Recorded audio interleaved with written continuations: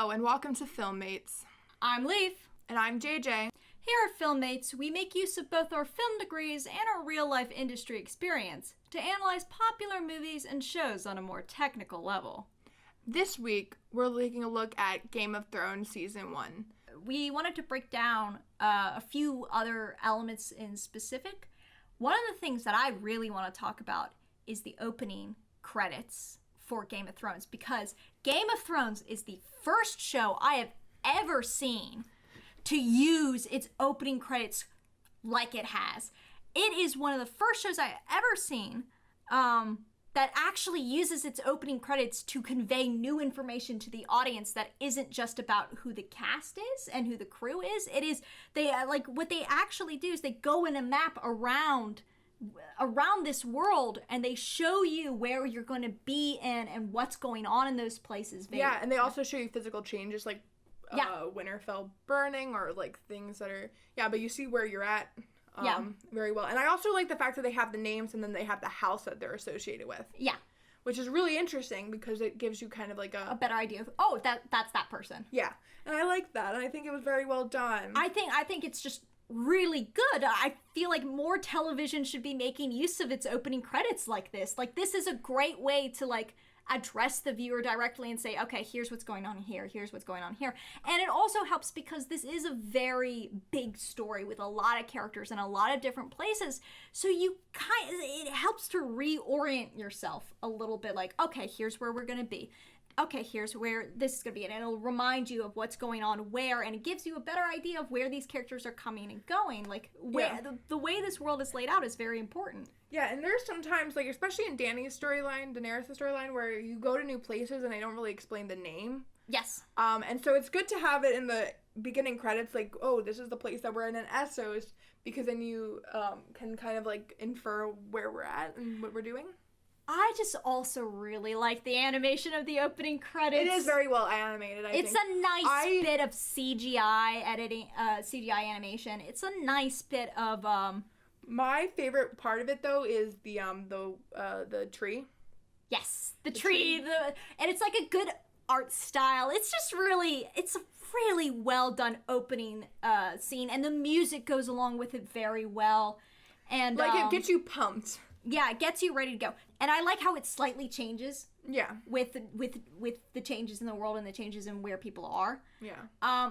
One thing I don't really like about the way it was in season 1 is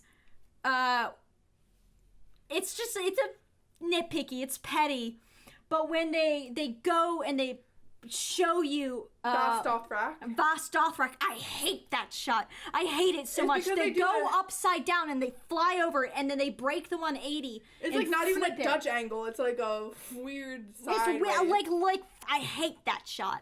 I hate it. It disconnects it from everything else. It calls attention to itself. It's arts and creative, but it's stupid. Yeah. And I was so happy when she got away from Vast Dothrak I didn't have to see that dumb shot anymore. Yeah, and the other places in that area are cooler because there's bigger structures to show in the map.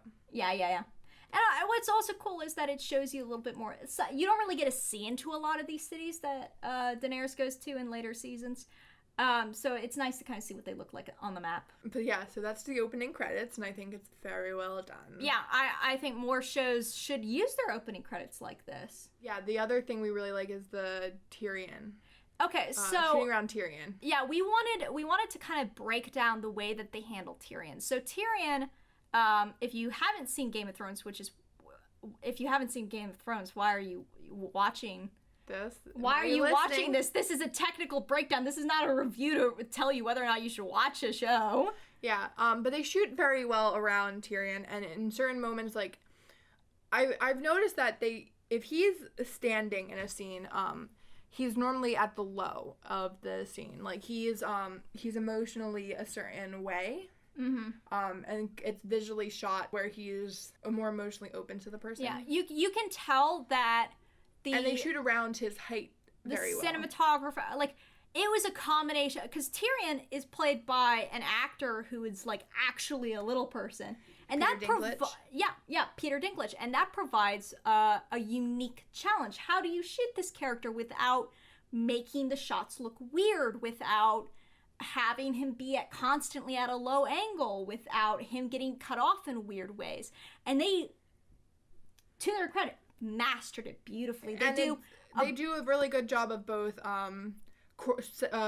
scene choreography and yes. also cinematography on how they shoot him. Yes. So we wanted to talk about a few of the different scenes with Tyrion in it. The first one we wanted to talk about was Tyrion and Jon in episode 2, kind of halfway through the episode. They're on their way to the wall. Yeah, they're on their way to the wall, and it's this small little scene where Jon and Tyrion are talking, and Jon is sort of being confronted with the reality. He's kind of, I feel like this is a scene where Tyrion is on the high ground. Like, he is informing somebody of something. So he's put above that person, and it's very... So yeah, here's the interesting thing. Tyrion is almost always shot straight on. Yeah. He's very rarely shot from a high angle. And so, to explain some of those terms, so you have your subject, and you have your camera above your subject pointing looking down. And that's called a high angle. A low angle shot is the exact opposite. You have your subject, and then you have your camera below your subject looking up. They've done that with him, and they've also done the above, but they're for very specific, important They almost reasons. always shoot him high on because, and I think that's a really good piece of storytelling, because despite his height, despite his... he has a very high place in this world. Despite his disability, he has a very high place in this world, and also he holds himself to a higher esteem. He doesn't allow himself to be brought low. And he has a certain,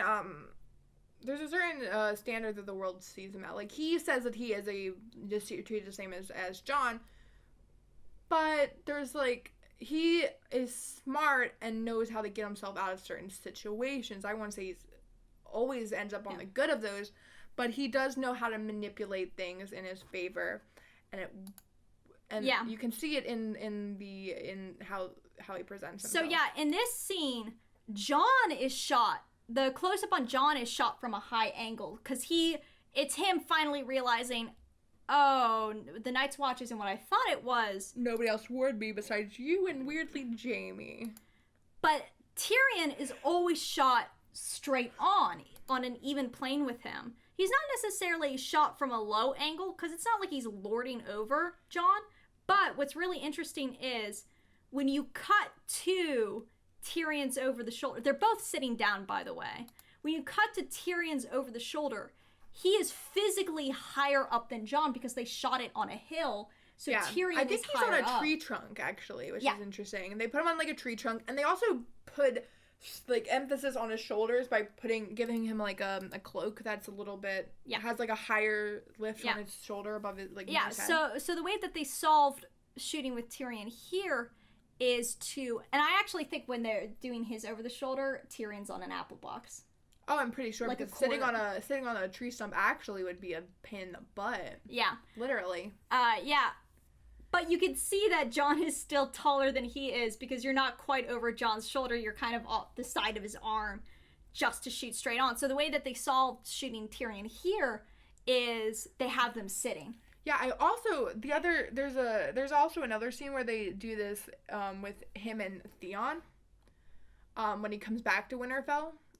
I don't think we have this on the notes, but he's on a horse when he's having that scene. Yes, and he is shot from a low angle in that scene, I'm pretty sure. And it's very interesting done because he is in a position that's above Theon. Because Theon is a hostage, he's a ward of the family, and even in this scene, Tyrion is, like, saying that he is better he's reminding him of his position in life. And Theon is shot at a high angle. Yeah, and I think that it was very smartly done. And very clever. So that's on a horse. That's how they solved it. What's interesting, though, is one of the few times where you see Tyrion be shot from a high angle is there's a conversation in episode 9 between Tyrion and Tywin, his father, where Tywin essentially tells him, I am sending you to the front lines, and the unspoken words are, so you can die, because I hate you. And what's really interesting, at this scene, they are all sitting at a big table. It's Tyrion and Tywin's at the head of the table, and there's a bunch of other people all sitting around at the table. Lannister people. A bunch of other Lannister Lannister people. Yeah, they don't do good casting for the Lannister extras. Some of them are annoying. Yeah, some of them are just annoying, and I don't like them as much. And not all of them are blonde. But that's beside the point. But what's really interesting in that scene is the only shots where Tyrion is shot from a high angle are the ones that are from Tywin's perspective. Yeah. Yeah, but all the other ones, like, for example, when they're shooting over the shoulder of the guy who's, like, sitting right across from Tyrion at the table, he's shot on an even plane. And when it's over the shoulder from the guy who's on the opposite end of the table from Tywin, he actually ends up being higher. Yeah. They either put him on an apple box or put his chair on an apple box, so he actually ends up being higher. Yeah, I think that I think the reason why it's shot like this is because because it's perspective in shooting is really interesting because scenes are normally shot because of the perspective of who they are because people normally pick a person in a scene to be the perspective of the scene. And I think they shoot Tyrion scenes normally from his perspective. And so I think it's really telling of his character why this is shot this way. Yeah. Because he sees himself kind of wanting to have his father's appreciation. And kind of below his father in a sense. Because his father is the only person who can bring him low. Yeah, and that's the interesting thing. And I also feel like he did feel a little low. Like, they shot him low in the scene with with Catelyn and Lysa Tully. But here's the thing. That scene isn't from Tyrion's perspective. No, it's from Catelyn's. And I think that's very interesting. So, yeah, it would make sense. And here's the thing. The scene immediately following the conversation with Tywin is another scene with Tyrion where he meets Shay. Like, what happens at the end of the Tywin scene is he gets up from the table and he steps down the platform and the camera is still at a high angle on him and he kind of becomes smaller and smaller as he steps down. And then the opening of the very next scene, very next shot is, again, high angle from over Shay's shoulder. And they keep that high angle up until Bronn leaves. The coverage switches to being he's on equal. And then she's on equal. Another thing that happens in the conversation when he meets Shay is Bronn does this thing that he actually ends up doing a lot in the show. The actor ends up doing a lot in the show, where if they're both standing and they want a closer two-shot of them, Bronn does this very specific little lean where he, like, leans on something and kind of twists his body in a very specific way. It's both a great bit of, like, character acting. Yeah. And also a really nice way of using blocking to keep those two in the same shot. Yeah, I also think they use it later on with Shay, where they have, instead of having her, like, standing up in a lot of scenes, they have her, like, laying down on the bed, and he comes up, and they, like, have their head, like, he's standing up next to the bed, and they have their heads lying next to each other. And they do that a couple times, and I think it is definitely... Another great Tyrion shooting scene was the battle, and the post-battle, like him getting knocked out. We're on his level when he gets knocked out, which is very interesting. Yeah, so... But the even cooler stuff... So for the first shot going into the battle after Tyrion and Bronn exit the tent is this really nicely done... stampede scene? No, the Steadicam shot. Episode 9. Do they have the camera on the bottom of the Steadicam then? They'd probably mount it. Because they couldn't have been that low to the ground, right? Because they're very low. There's this great shot where they use the blocking to transform the shot a bit. So what happens is, it is a wide shot of Bronn and Tyrion walking. And the camera stays on the ground. And they get closer and closer. And it kind of goes to a close-up of Tyrion as he's walking closer. And it's really nice. And that's all shot on an equal level. But then the very next scene, or the very next shot, is this jib shot that goes from being on Tyrion's level to going up and showing you more of the camp. But it also makes Tyrion look so much smaller. And then whenever they want to show both his face and all their faces, it's another wide. That's one of the things that they do the most, is they do a wide shot if they want to see Tyrion talking to other people. Yeah. Also the design of the Mountain Clan people. Yeah, they look fun. They look like they're a party. And then immediately when they go charging off into battle, it's this handheld that's very low, very close to Tyrion. Honestly, I wonder if they put the person who's shooting on something and just rode off. Yeah. I feel like they might have put him on a car. Then we have this really interesting scene where it's definitely from his perspective and is upside down. Yeah, I hate that first shot where it's upside down, though. I wish they did it right side up because it doesn't make sense that it is upside down. And then you see a lot of shots that are clearly from Tyrion's perspective. And then also it cuts to a stuff of him above him, where they positioned the camera. Like, I guess they built a rig above his head. Yeah. And they shot, and then they just the only thing they do besides that is they punch in. Yeah. With him. And then all the stuff from his POV are obviously low angle because he's so much lower. But here's what's interesting about this scene that I really like what they did is they put Tyrion on a cart. He sits up, and because they put him on a cart, he is on the same level as Bronn.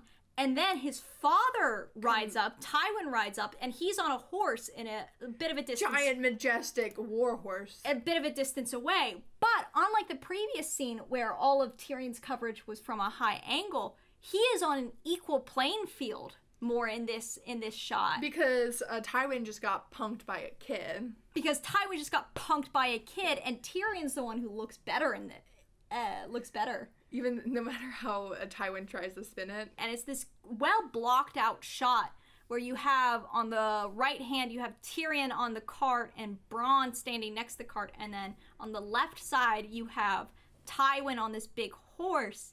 But they're almost in the same plane, and it's shot on level with Peter Dinklage. Yeah. And I just thought, that's a really great way of solving that. No idea how to spell any of these names, though. No, I don't. We have our notes. Tyrion is spelled wrong.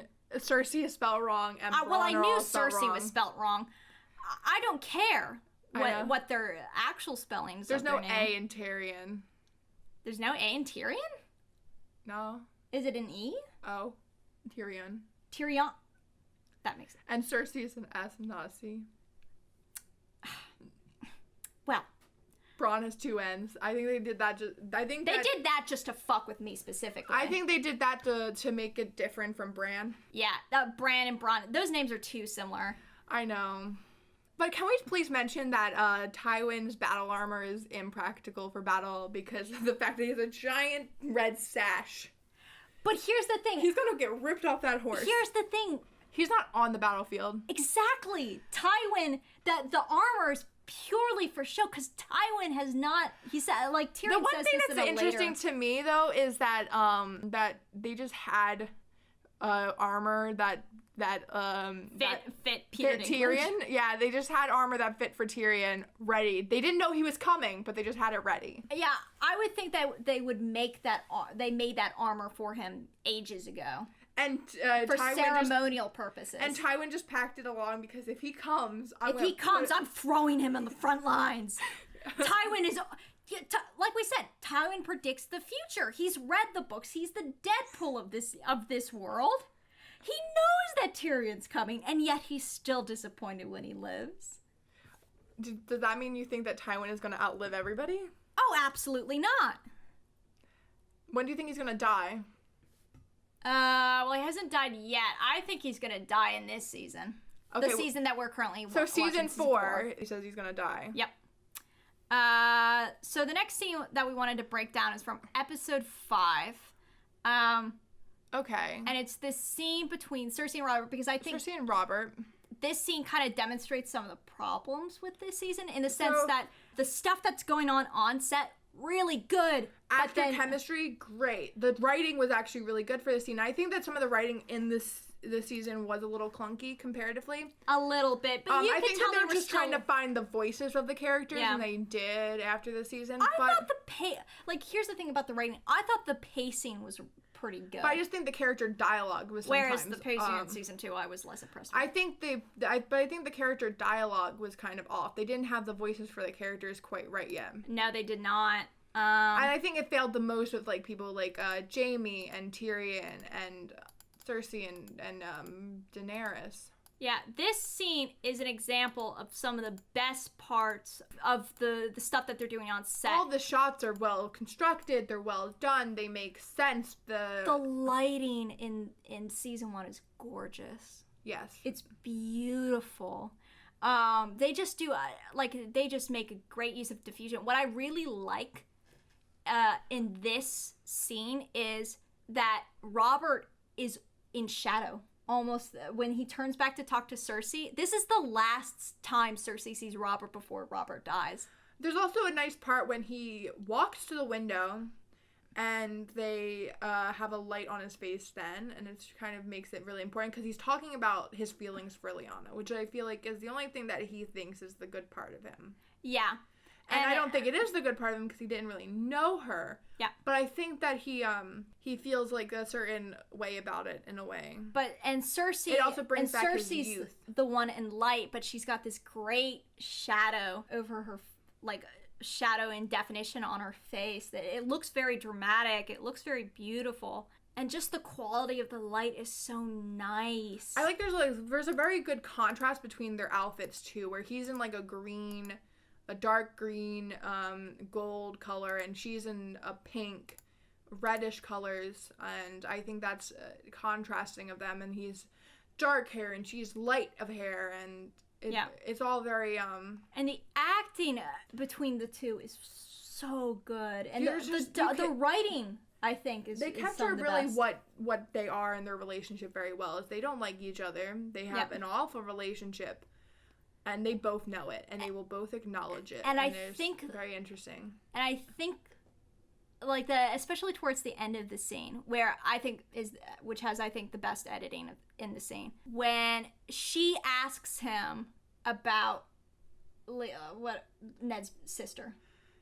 Yeah. She asks him about her, and he says that he doesn't even remember her face. He just remembers that she was the only thing he wanted. But here's the thing. It really emphasizes the fact that he doesn't know her. Didn't know what she wanted. He liked the idea of her. And there was a scene, I don't think and I then when the show, and then Cersei, and then he goes, does that make you feel better or worse? And Cersei says, it doesn't make me feel anything at all. And it was just like, I feel like she has gotten to a point where she she knows that there's no way of finding love with Robert. He abused her, he hurt her, he raped her, so it's like there's no way for them to ever get past all the things he's done.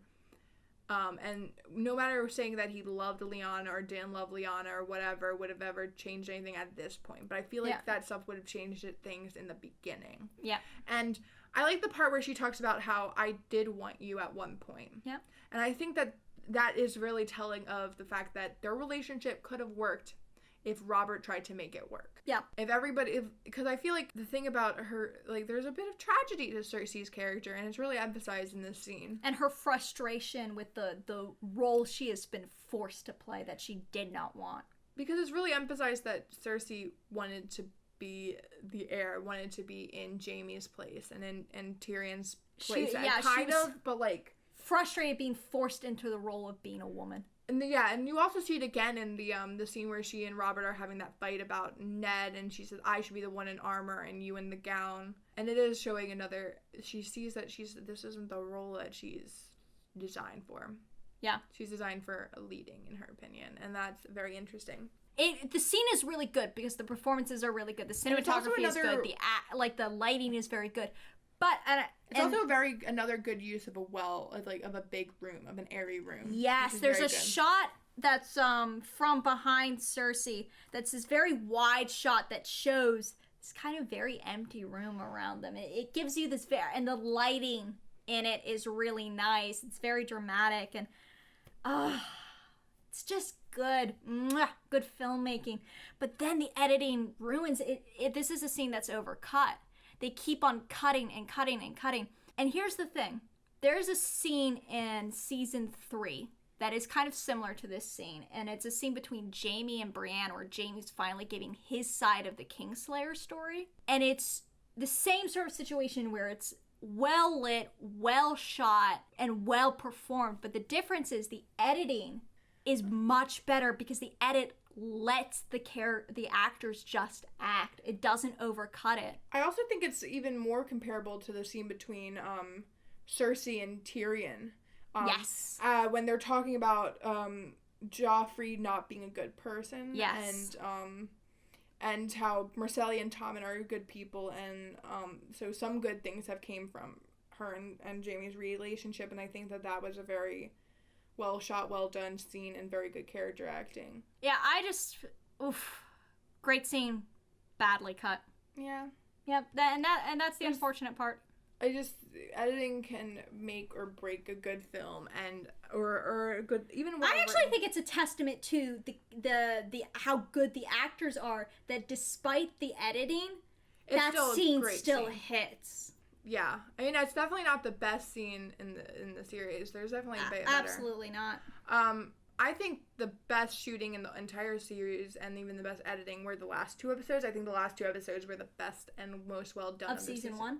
Season 1, I think it was them starting to get their groove and what they want the show to look like. I think we should talk about our favorite scenes. Oh, favorite scenes. Favorite characters. Okay, favorite scene. I can't choose between 2 scenes, and they're very similar. One is Ned Stark's death. I think it was well shot. They have this part of the scene where Sansa is, Arya is on the the Baylor statue, and they have the camera on a low angle looking up at her, but it follows her and her gaze around. And you don't really see Ned a lot during the execution. You have a scene where it's under him, and you see him talking, and I found out later he's praying, because that's what Sean Bean said.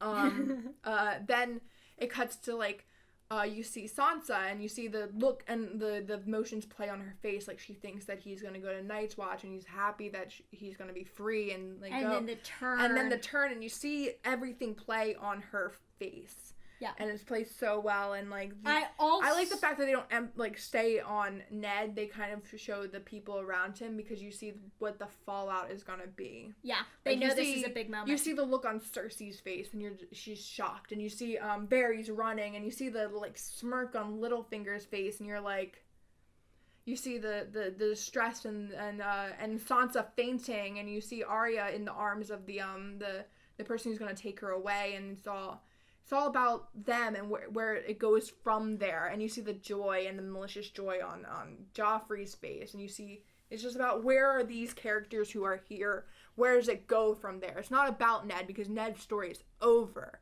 It's about the people who are going to be left behind now that he's gone. Yeah. And Jack Gleason's acting in that scene was really good, because even I knew that Ned was going to die, but even I was not anticipating that Joffrey to turn around and be but you weren't anticipating how.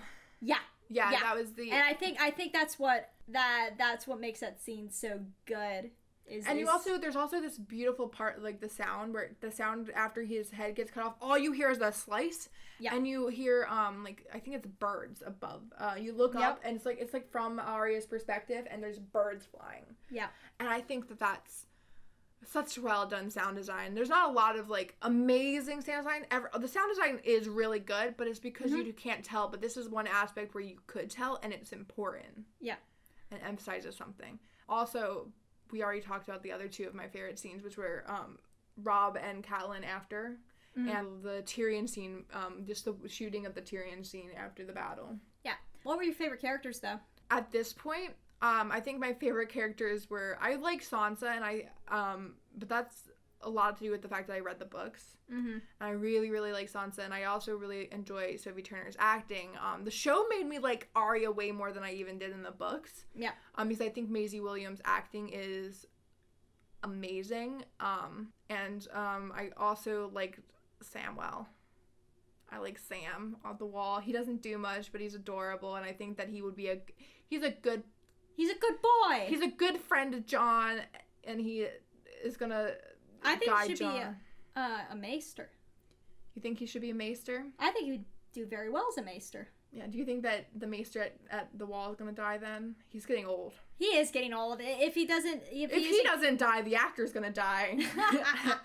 But he also has some great lines. I like that little scene with him and Jon. Ooh, that scene between him and Jon where he reveals who he is. In case you didn't know that the guy named Aemon was a Targaryen. I didn't know. I'm just shocked that Jon didn't connect the dots because there's a lot of Aemons in Targaryen I'm not history. shocked at all. Jon's a dumbass. Jon's not the smartest human being. He's not good at picking up on context Especially, clues. I feel like that's especially present in the earlier seasons, and I think he learns at some point. I think it's at some point after season 3, he grows a couple brain cells. Yeah, I feel like he learned a lot from his experiences with the wildlings. Yeah. So, my favorite scenes. Some of them are scenes, some of them are moments. I loved the scene between Bronn, Shay, and Tyrion where they're just talking to each other. Oh, the Truth and a Lie? Yeah, that's like this fun little sleepover scene. Yeah, I think that's the most interesting thing about that scene is it's like kind of setting up the fact that Shay and Tyrion are not going to have a good ending. Yes, it's great foreshadowing, but it also, like, really, I also like the way the scene ends where Tyrion and Shay are just like, all right, time to fuck, and then Bronn's like, oh shit, they're getting ready to fuck now. I guess I'm going to leave. Bye, guys. Bye. It's this cute little sleepover scene. And then they kick Bronn out. Where they don't kick Bronn out. Bronn sees himself out because he doesn't want to be a part of what's going on. He wants to go find himself a new tent. And I also like. Where did Bronn sleep? Now that I think about it, he just slept in another tent. Bronn doesn't need a lot of things. I feel Bronn's a simple man. I feel like he took somebody's tent and killed them and then took their tent. Yeah, I feel like I it's could in believe line it. with Bronn's behavior. That's in line with Bronn. Bronn I like, but one of my it's more like a moment is the last scene between Varys and Ned. Yeah. When Ned's in the dungeon and Varys has this great line where like Ned's like, and who do you stand for? Which side are you on? And Varys is like, I'm on the side of the realm. Someone has to be. Oh yeah. And he basically points out that Ned's honor is going to get a lot of innocent people killed. I thought that was really including his own family. I like that and how it connects to like a lot of the kids saw. Yeah. But here's something I forgot I wanted to mention. And it was just shooting style wise. I liked how the dragon, the birth scene, like going into the thing. Yes. But here's the big reason I really like it: costume choice on Daenerys. They put her in her wedding dress, and I think that was very smart, and it really tied together her arc of the marriage. Yes. Arc, and it and I thought that was very interesting, and there was subtle, like very. I also liked, what scene did I like? Yeah, do you know what we haven't talked about? What? Sexposition. Can I finish talking about, like, who my favorite characters were? Yeah. I liked the dancing master. I really liked him. He was just fun. And then he died. I liked Tyrion, but I think most people like Tyrion. I think he's just easy to like. He's clever. He's more likable in the show. Yeah, he's clever. He's an underdog. They definitely made him a likable character in the show, and I have mixed feelings about that. Yeah, I mean, I just like him. I also like. I feel like you start not liking him over time, though. Like he starts wearing out his welcome at some point. I also like at this point in season 1. I also really liked Littlefinger because I like a good slime. I like a good slimy man. He feels like, sometimes I feel like he might be too much of a mustachioed villain. He doesn't feel as much that way in season 1. You're a little bit more nebulous as to whose side he's on and what he's willing to do. I think it's more like what he's willing to do. Yeah, he does have so many interesting lines, though. Yes, he does. He has a lot of those lines that you just like... Just any scene between him and Varys is just... I also really liked Arya, mostly because I could sympathize with her, like mid. Yeah, I feel like that's a lot of reasons why I like Sansa's. I can sympathize with her. I've been through a lot of like similar traumas, or I've been through like a lot of her storyline. I feel like is like she's dealing with anxiety of disappointing people, and she just wants to fit in, and like nobody wants to be her friend. Like that scene when she runs into the Hound in the like second episode, and you see her look over at the girls who are from the court who are like doing each other's hair, and she's just like, it looks like she wants to join them, but she doesn't know how to because like she doesn't know how to approach people, and she like I feel like she's like one of those girls who just like wants to fit in, and that's like how I felt like most of my like adolescence is. I just really wanted to fit in, and I never felt like I could, and I feel like that's a lot of what Sansa is, especially in the beginning. Not that she has any better job fitting in later, it kind of just gets worse. But I think that a large part of her story to begin with is that she just has a very big desire of wanting to fit in and also wanting to get the approval of everybody around her. Yeah. And I think that that is a big reason why she ends up falling into Cersei's trap, is that she just that she's giving her the approval that Ned isn't. She's spending the time with her that Ned isn't, and having the conversations with her that Ned isn't. And I feel like if Ned had a little bit more conversations with her, she wouldn't have easily fallen into that trap. But yeah, Ned. Alright, so Sexposition. Sex is a very interesting thing in this show, and I knew going into it that sex was like a thing in this show, because I think everybody who knows... Like, there's actually like a lot of articles about Sexposition, and like, it's talked about a lot in the film world. I heard mixed opinions about the use of sex in the show. I think, personally, it's there's good and bads to it. Like, I think it's... the idea of using it the way that they use it is good, but sometimes the execution is not as good. Yeah, I think the purpose is there, but the execution is wrong a lot of the time. I think that they have two Sexposition, 3 maybe. I would say there's a scene where it's, because a lot of people say that the first Sexposition scene on Game of Thrones is the Peter Baelish, and I would like to say it's not. No.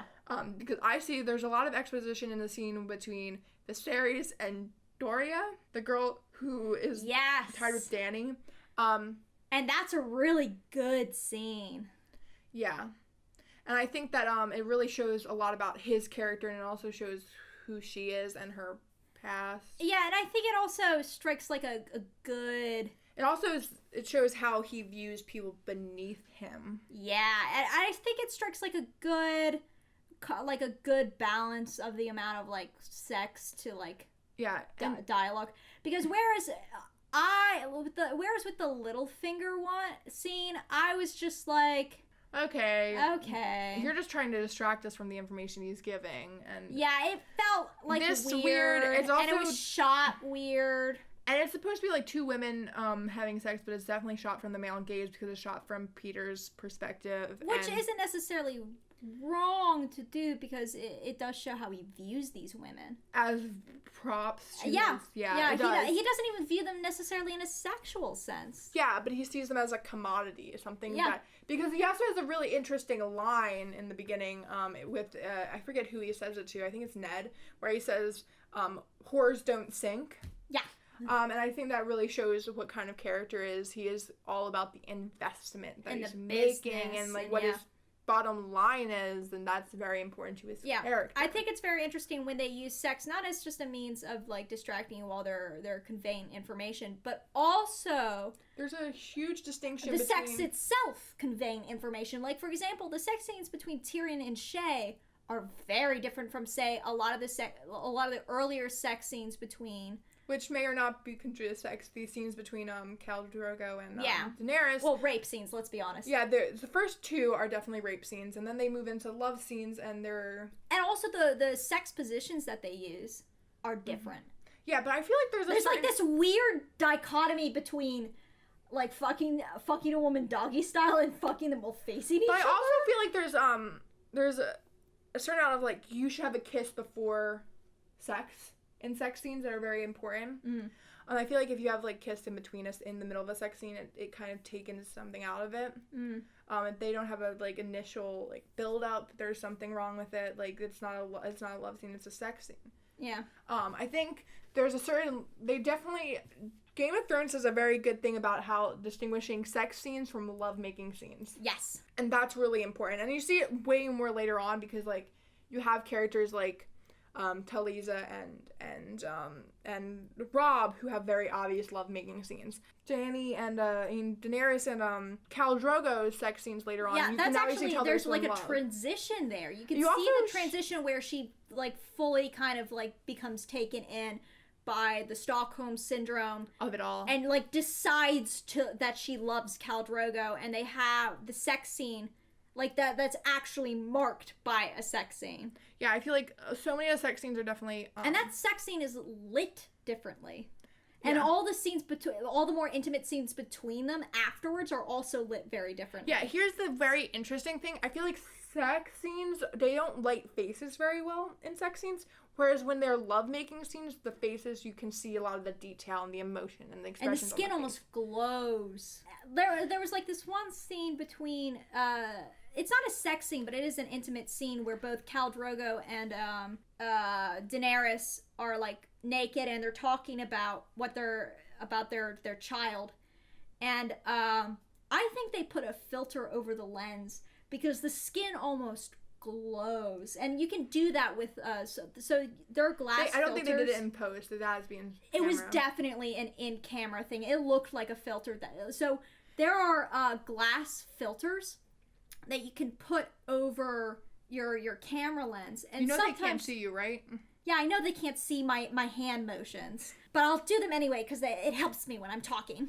Okay. But what they do is they can either like, there's like ones that make the sky stand out better because they decrease the amount of light that you're seeing on the sky. There's ones that can do things like make the skin tones glow. And just like things feel warmer in catch general. the light in a specific way. Yeah, I think that they, I'm interested in how you feel about some later sex scenes. I can't wait until we get to them and you can tell me all your opinions on them because I will have opinions. Sex scenes are something so interesting. How do you feel about what other sex scenes are in this? Because like obviously Roz and like everybody. Roz and everybody. And those are never really like loving at all. Yeah, I think there's a weird part of the relationship with Roz and Theon's very interesting because it sets him up as being sort of like a horn dog. Well, because he is. I find the weird thing about the sex scene between Roz and Tyrion is the fact that she has a belt on, and it just makes me feel weird. Like, why did they leave a belt on? And apparently she's the only prostitute in all of Winterfell because... Well, she's the best prostitute because you saw Jaime let in a bunch of other prostitutes, and it's in Wintertown.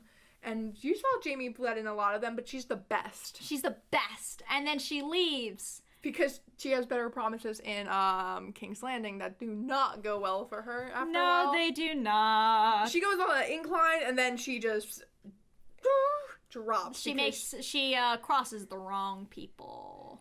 Yeah, and that doesn't go well for her. No, it does not. But yeah, there's a specific difference between lovemaking. Like you can see between. I feel like with Tyrion is the most emphasized because of the fact that we see two different type of scenes from Tyrion specifically. Mm-hmm.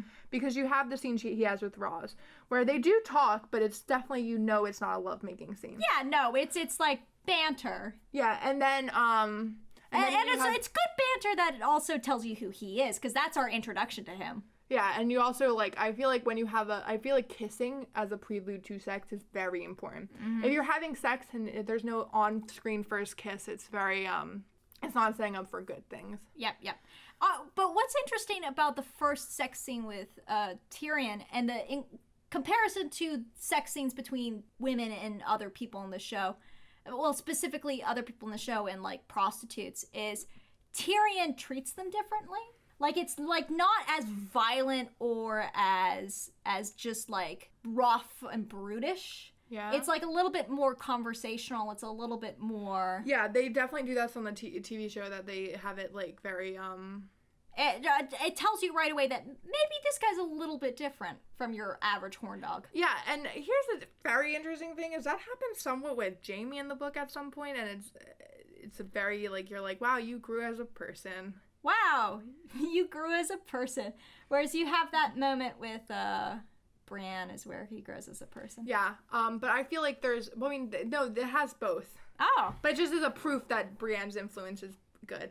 Yeah. But yeah, there's not as much sex in the first season as I remember, honestly. Because the whole show, everybody's like, oh, there's so much sex, and I'm like, there's a lot of titties. There's a lot of titties. You see more vagina than in most shows, but there's a lot of titties. Yeah, but that's because it's on HBO. But here's the thing, I'm saying there's no more sex than any other show on HBO. Yeah. It's not like, because everybody acts like this is like so much more sex than other places, but I'm like, this is on par with HBO and Showtime. I think there's more sex in Shameless than there is in this show. Yeah, let me look through my notes just to see if there's anything else that we missed, even though we are quickly running on 2 hours now. I'm confused. Accents? Oh, yes! With the first scene we see with Jaime and Cersei, both, like, me and our animation roommate had to have the scene, like, reversed several times because we could not understand what the fuck they were saying. Yeah. No, was it Cersei and Jaime? Or was Yes, it was Cersei and Jaime. When she tells him to go find their brother? Or no! Oh, no, it's the scene where they're... When John Aaron's getting... Yeah, but I forgot that even happened. I forgot we had that. Yeah, John Aaron died, and then they're having that conversation where they could be caught. Nikolai's accent gets progressively better over even the season. Yeah. Yeah. We actually just put on... Yeah, we actually just put on subtitles. Because we were like, we cannot understand what... Oh, and Peter Dinklage's accent also got better. Yeah, I don't even know where Peter Dinklage is from. Now that I think about it. Quick Google. I just know that he's 4'4" because I wanted to compare his height to Sophie Turner, who is a lot taller than he is. Yeah, the combo of those two. He is from New Jersey. He was born in 1969. I find it interesting that he's American. I just his accent I knew so much he was better. American. But here's the thing about it. I should have known that because he did a guest appearance on Seinfeld as a voice on the phone.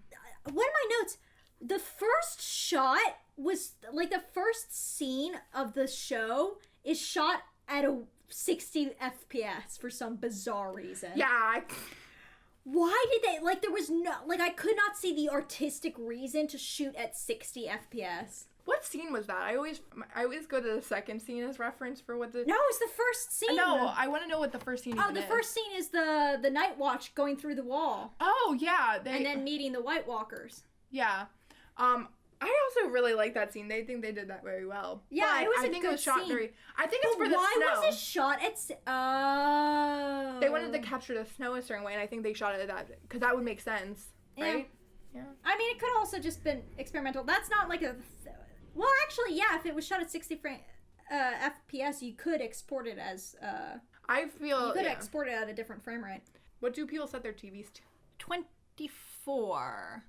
Huh. I watch a lot of higher network shows, though, so that may be different. Because 24 is high definition.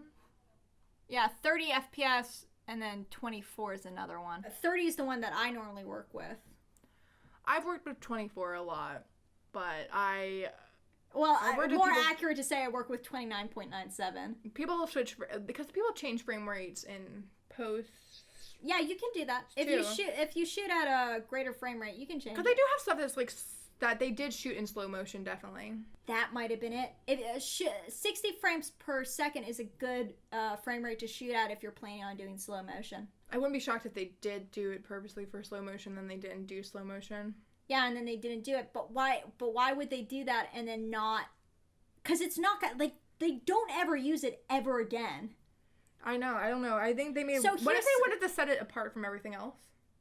Which just doesn't make sense. Weird choice. So I don't know. There's like so many reasons why they could have done it. Maybe that was the first thing they shot, and so they. Yeah, they just wanted to test it. So if you ever see something and you're watching something, you're like, wow, this is like. There's something weird about the motion here. It's like weirdly lifelike. That's because they shot at a higher frame rate, so there's not as much motion blur. So it gets more of the movement. That might have been why. Yeah. Because of the creatures. Just because it gives you more jitter. Like, it feels more real and immediate. Yeah, I don't know why they shot that at 60 FPS other than to possibly do slow motion. But here's the thing. I don't know why they exported it in 60 FPS because the rest of it looks like it's at 30. Yeah, I don't know. Maybe maybe it's a snow thing. Maybe they wanted to catch the snow the way they did, because it was nice how they cut the snow in that scene. Yeah, but you could still catch that. Like, that's like I know, but I'm just saying is that it was different. Yeah, but it still doesn't make sense. It doesn't make sense. I'm trying to justify it, but I don't know how. You're trying to justify it, but every single time you do, I can go, yeah, but why didn't they export it at 30? Yeah, I don't know. I have no idea, and it just is a little weird. And it's the only scene. I've watched 3 and a bit seasons of Game of Thrones. That is the only scene that is played at 60 FPS. Yeah, I don't know.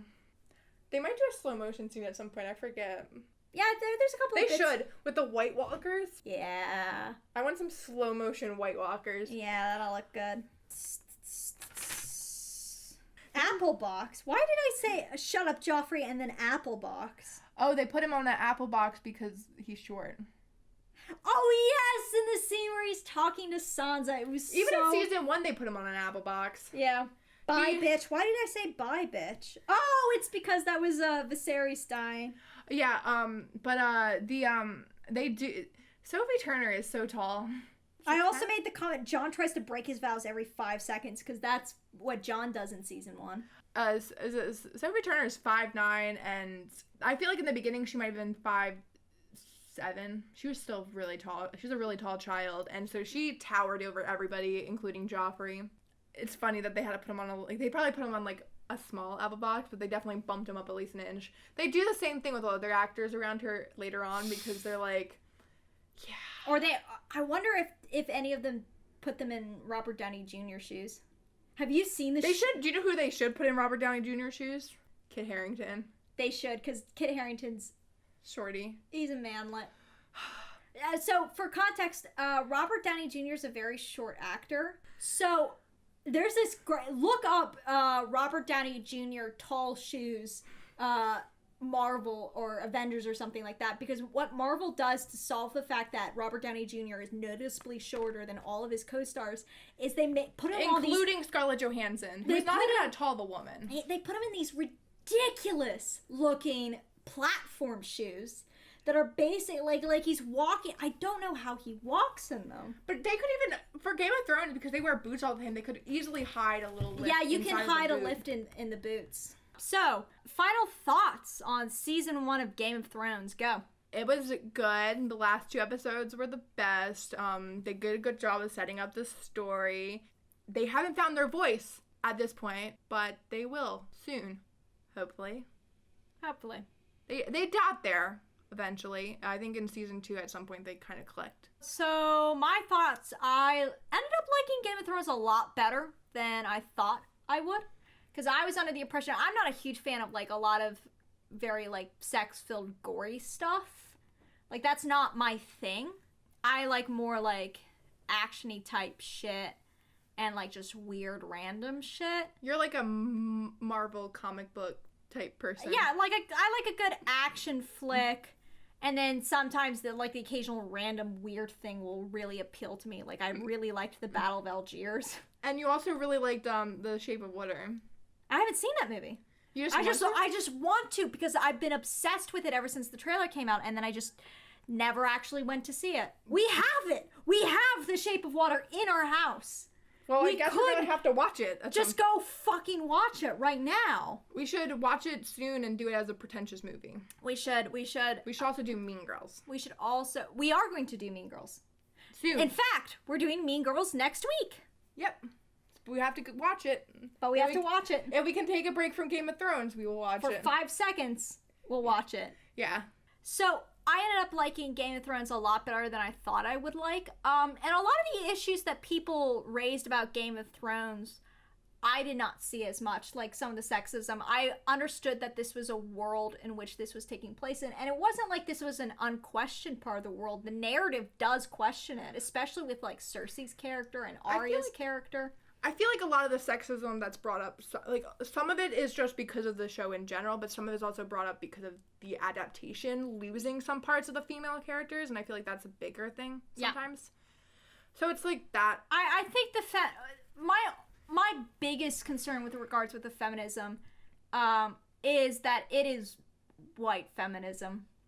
The women of color do not get nearly as much power or agency as any of the white women. In fact, most of the people of color do not get... There's a certain level of agency given to women in Dorne that I also have a lot of questions about, that I think does not do well in the show, translate well as in the show. Yeah, like, I mean, I can't, as a white person, I can't really speak too much on the racial issues, but there was a lot that was going on that made me feel very uncomfortable. The depiction of the Dothraki made me feel very uncomfortable. The depiction of Mary and yes, because there is a large history of burning women of color alive for performing witchcraft. And she felt a little bit like a Romani stereotype. There's also, like, definitely in the region they're at, that she may or may not be heir of descent in the acting, like the acting. Yeah, and they cast an actress who looks... Yeah, and it played on some untasteful stereotypes about witches that relate to racism. Yeah. And so far, besides, even in what we've watched so far, the only character of color we've seen is Aliara Sam, is the only woman of color besides slaves. Yeah, really? Besides literal slaves. So, of course, she has a little bit more agency than them. And I get that this world is supposed to be medieval Europe, but at the same time, this is a story about subverting fantasy tropes, but it very much upholds this part of fantasy. That's a white person. The very white supremacist angle of fantasy. Yeah, and there's also levels of blood supremacy within the Targaryen storyline, because I do believe in, like, their blood is superior. Yeah, whereas I don't think that's necessarily a fault of the story. That's like a meta-textual thing. That's a thing in story. Yeah, I feel like but I feel like that's a trope that's used a lot within fantasy. But I feel like they're going to subvert that, because the way that the show is going, it feels like you almost get the sense that your blood doesn't really matter. Yeah. The only thing that's making these people king is the fact that they say that they're king. And that's especially true in season 2. I feel like there's also a part of it that's like we all have to band together or we're all gonna fall. Like if we can't all band together, then we're gonna die. Because and another thing is, like, people will be like, oh well, it's supposed to be based on medieval Europe, and so of course everybody in Westeros is white, and I'm like, that's not what medieval Europe even looked like. This is Tudor era. I can't pronounce it. Era. I just blended words. Tudor era. Tudor era. Tudor era. And then throughout this podcast, we will eventually master the English language. Okay, well, it's in that era of medieval times, and that era of medieval times, there were a lot of black people within Europe. Some of them were slaves, but some of them also... A lot of them weren't, though. I'm saying that there were some slaves, but there were also people who just lived there. So there's it's also people of more descent, which is like African and Middle Eastern. Yeah. Who lived there. There's a lot of trading that happened at that time with even Asian countries coming in. So it doesn't make sense that that does not exist. Even like the cultures that are based off the Vikings. The Vikings went all over the place. And there was Vikings. There were black Vikings. There were Middle Eastern Vikings. There was Asian Vikings. There was a lot of Chinese Vikings. Yeah. So if that's the world you're basing it off of, it doesn't make sense. It literally doesn't make sense for everybody here to be white. And if his idea is to subvert these fantasy tropes, like this medieval fantasy, then that would have been one of the biggest things to subvert. Yeah, it would have been, and I feel like it's missing that a lot. Yeah. And I wish that it existed in this world, and I would enjoy it more, and I wish that there were women of color that had a lot of agency. And then all the people of color you do see are subservient to another person. They're subservient, or they fall into some questionable stereotypes. They're either slaves or they are bad guys. That's the two options. They're either slaves and they worship somebody, or they're bad guys and they have to be killed in a horrible way. Yeah. Yeah. The amount of Middle Eastern people that I've seen burn on my television in the past couple days has been a little bit upsetting. So the gay characters did not feel even remotely authentic to me. But here's the thing. The gay characters are not point of view characters. Yeah, so it's purely the show. And so it has to be the show. Because these relationships were very subtle in the books, and they weren't, they were known, but they weren't, like, punching in the face with it. Like, sometimes I'm like, Oline Durrell, shut up, don't just out your son to, like, every person within hearing distance. the gay characters do a very poor job of staying in the closet in a way that doesn't feel very authentic.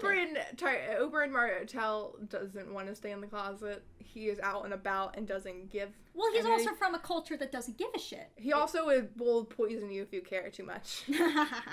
So. Yeah, like Renly, which is why we are pointing out that these actors don't feel like they're gay. And it feels like it falls into a lot of stereotypes about the way gay people act or interact with each other. Yeah. There's like that weird scene both Renly and Loras, is that his name? Are like effeminate in some way. There's the Rainbow Guard, but it's not in the show. But they're a little bit dainty, and then Loras likes Renly shaved.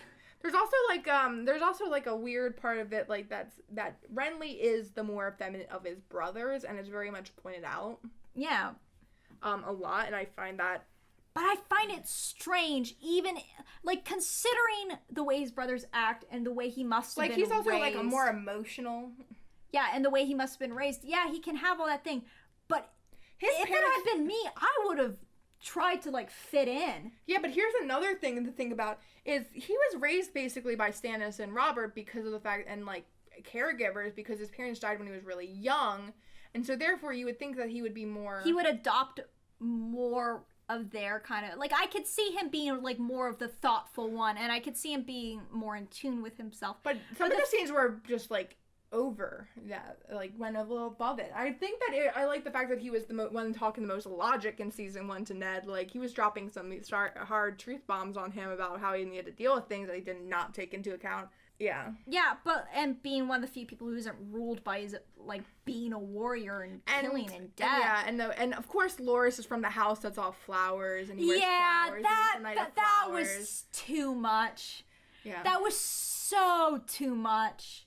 Yeah, and Anyway, so that was our opinions on Game of Thrones season 1, and also apparently several other seasons. Just tidbits of time. We are planning on eventually also covering future the other seasons, and as of recording, season 8 is coming out next month. Hopefully we'll have finished our binge watch. We're gonna have to like rewatch it before we record it, because we've got a whole other schedule planned. Yeah, definitely. Yeah. So, just some housekeeping then. We have a Twitter, at Filmmates Podca1 is what it is. Where we post updates about the episode and sometimes other little tidbits and pieces of information. And today, for some strange reason, I got really obsessed with the shot that I've connected the 2 dots BuzzFeed Unsolved meme. And I just was like, you know what? This is a really pretty shot. This was a really well done interview setup. So I ended up doing a post about that. So that's on our Twitter. We also have a Patreon now. We want to get new equipment. We want to get new subscriptions. We also want to pay the rent. So we set up a Patreon. Mm-hmm. So if you like this show, consider donating. That Patreon is also labeled as Filmmates, and it is linked to on our Twitter. We are finally on iTunes. Yay! So if you can go on iTunes, give this show a rating, get some views on that, that'd be nice. Please like, comment, and review. That was so close to being a YouTuber sign out. Speaking of YouTube, we do have a YouTube. I've been posting excerpts from our episodes. Funny tidbits of it. Yeah, funny tidbits of it. There's one video already out. I wonder what the funniest part of this episode is. I wonder what What is funny? What, have we said anything funny? We got very serious this episode. I mean, it's a more serious show. It is a more serious show. It's not quite as ridiculous, and there was a lot more to talk about from the technical side of things. Fake titty. Fake titty. Liza Tully. It was such a good fake tit. 2 sister fishes. Fishy titty.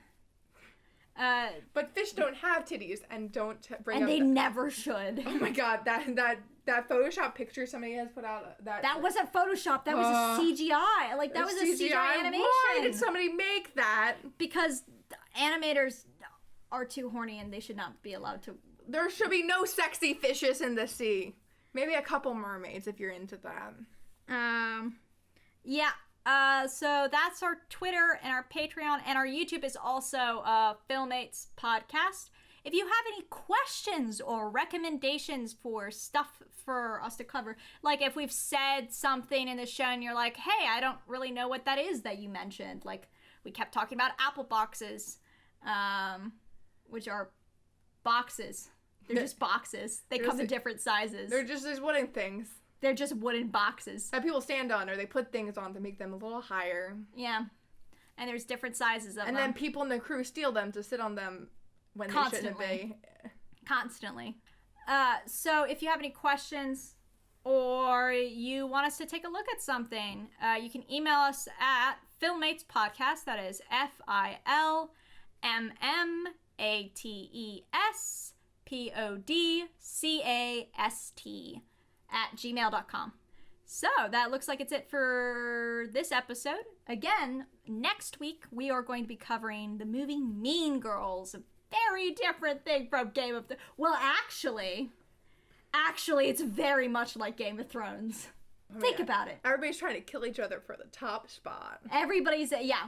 Oh my god. Movie. Do you know, okay, does that mean that, that Joffrey is Regina George, and then I feel like Rob has to be the girl with the curly hair who does the Hamlet. Everybody should kill Caesar speech. Everybody should just kill Caesar. What a great speech. So yeah, or would he be Lindsay Lohan's character because they have red hair? Sansa's Lindsay Lohan's character. I don't know. I always thought she was Aaron Samuels, who will realize that he's a twat. Anyway. So that's us signing off. Goodbye. Goodbye. See you next week. Goodbye. Farewell.